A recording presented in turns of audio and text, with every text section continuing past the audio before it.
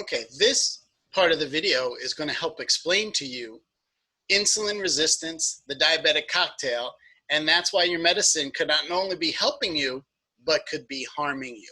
When we eat, our pancreas secretes insulin. It's supposed to do that. There are some people who are type 1 diabetics, their pancreas does not secrete insulin. This is not what we're talking about. You eat, the insulin attaches to the glucose, this molecule right here. This molecule needs to get inside of the cell to create something called ATP, adenosine triphosphate. Don't worry about that, just think energy. So this molecule gets into the cell, it creates energy, and if you're not diabetic, you just move about your day because it's not a problem.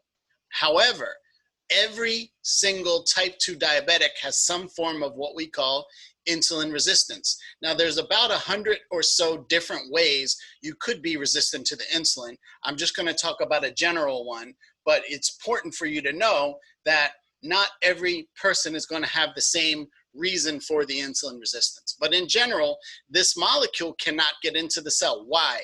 Because the receptor sites are resistant to the insulin. Just think about it like you had a key, but you had a key, it was not the right lock. So even though you have a key, you can't get in because it's the wrong receptor, okay? So this molecule can't get in because of the insulin resistance. And so it's kind of like going into any major big city Monday through Friday at about 9 in the morning. There's a lot of cars, a lot of traffic, so it creates a backup. So this molecule backs back up into the artery. So when you take your blood sugar, if the glucose is more in the artery, then your blood sugar is gonna be higher. That's blood sugar. That's 1/3 of the diabetic cocktail.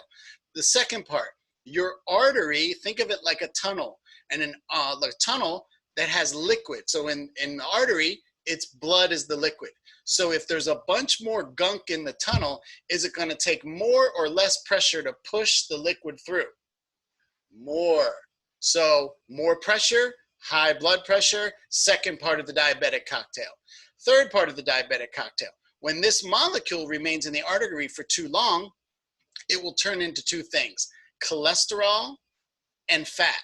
Forget about the fat for a second, but the cholesterol, if your cholesterol gets too high, what are they going to give you? A statin to decrease your cholesterol. So that's why these three medications, almost every single diabetic has been prescribed and or are taking them.